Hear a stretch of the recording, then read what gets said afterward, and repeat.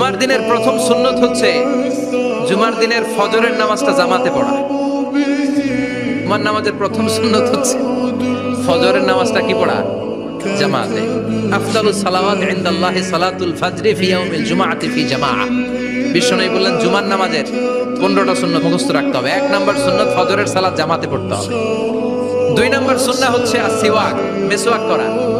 মাথরাতুন লিল ফাম মারদাতুন লিররাব, মিসওয়াক করলে দাঁত পরিষ্কার থাকে, আল্লাহ খুশি হয়ে যায়। 3 নাম্বার হচ্ছে দুহুন, তেল মালিশ করবেন। বিশ্বনবী জাইতুনের তেল চুলে আর গায়ে দিতেন।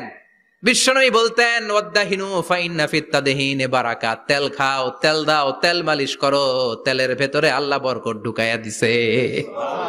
4 নম্বরে আত্তিব, জুমার দিনে সুগন্ধি লাগিয়ে যাওয়া সুন্নাত। লাগাবেন? লাগাতে রাজি আছেন? বিরাতু আইনি ফিস সালাহ, নামাজের মধ্যে যখন আমি দাঁড়িয়ে যাই আমার চক্ষুটারে ঠান্ডা করে দেয় কে? আবার বিশ্বনবী বলতেন আরবাউন মিন সুনানিল মুরসালিন, 4টা সুন্নাত সব নবীদের সুন্নাত। 1 নম্বরে আল হায়া মানে লজ্জা।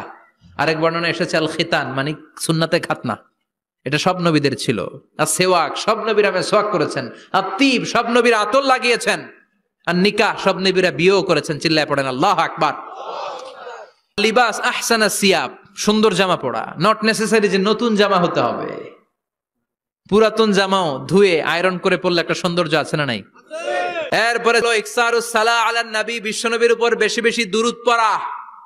বিশ্বনবী বলতেন জুমার দিন শ্রেষ্ঠ দিন, এই দিন আমার উপর বেশি বেশি দুরূদ পড়ো। ফাইন্না সালাতাকুম মা'রুদাতুন আলাইয়া, কেননা তোমরা যে আমার উপর দুরূদ পড়ো, আমি মরে যাওয়ার পরে এই দুরূদগুলো কে পাঠিয়েছে তার নাম, তার বাবার নাম সহ ফেরেশতারা আমার কবরে দিয়ে আসে। সুবহানাল্লাহ। এরপরে বিশ্বনবী বলতেন জুমার দিনে সূরাতুল কাহাফ পড়বা। কাহাফ পড়া সুন্নাহ। সূরাতুল কাহাফ পড়তে রাজি আছেন? রাজি আছেন তো? 18 নম্বর সূরা, কোরআনের একেবারে মাঝখানের সূরা। এরপর আত-তাবকির ইলাল মসজিদ, মসজিদে আগে আগে যাওয়া সুন্নত। আগে যিনি যাবে উনি কি পাবে? তারপরে গরু, তারপরে বকরি, তারপরে মুরগি, মুরগির পরে ডিম না আন্ডা? আন্ডা। আল মাশিউ আলাল ইকদাম, বিশ্বনবী বললেন হেঁটে হেঁটে জুমার নামাজে যাওয়া সুন্নাহ। রিকশা, হুন্ডা, সাইকেল, সিএনজি দিয়ে গেলেও হবে, কিন্তু হেঁটে হেঁটে গেলে সওয়াব বেশি না কম? প্রতি কদমে কদমে আমলনামায় সওয়াব দিয়ে দিবে কে? এরপরে বিশ্বনবী বললেন আদামু তাখাত্তি রিকাবান নাস, মানুষের ঘাড় ডিঙ্গিয়ে সামনে না যাওয়া সুন্নাহ। এরপরে বিশ্বনবী বললেন দুখুলুল মসজিদে রাকাতাইন, জুমার নামাজের দিন মসজিদে ঢোকার পরে 2 রাকাত পড়া সুন্নত। কয় রাকাত? 2 রাকাত। রাজি আছেন? কবলাল জুমা বাদাল জুমা, অনেকে প্রশ্ন করে বাদাল জুমা 4 রাকাত, মসজিদে পড়লে 4, ঘরে পড়লে 2। কিন্তু কবলাল জুমা সুনির্ধারিত নয়, অনির্ধারিত। মা কদ কুদ্দিরা লাক, যত আপনার তৌফিকে কুলায় 2 রাকাত করে করে 2, 4, 6 ইমাম সাহেব খুতবা দেওয়ার আগ পর্যন্ত। আপনি যদি আধা ঘন্টা আগে যান আপনি 10 রাকাত পড়তে পারবেন। চিল্লায় বলেন ঠিক কি না?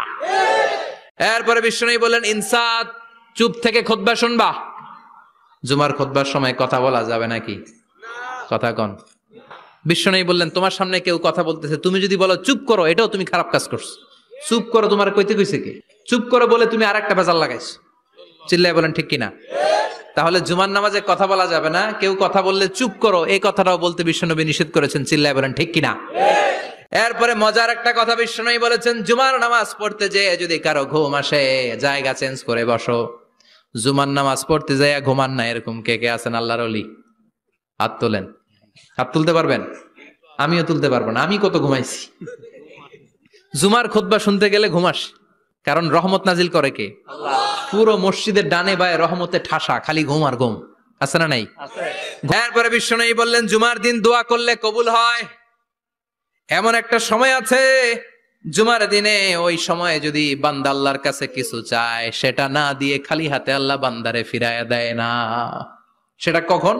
অনেক ইখতিলাফ আছে। বেশিরভাগ মুহাদ্দিসিন বলেছেন জুমার দিন আসরের নামাজের পর থেকে মাগরিবের আগ পর্যন্ত, বিশেষ করে মাগরিবের আগের আধা ঘন্টা, এই সময় আল্লাহর কাছে বান্দা যদি কিছু চায় এই দোয়া আল্লাহ ফিরিয়ে দেয় না।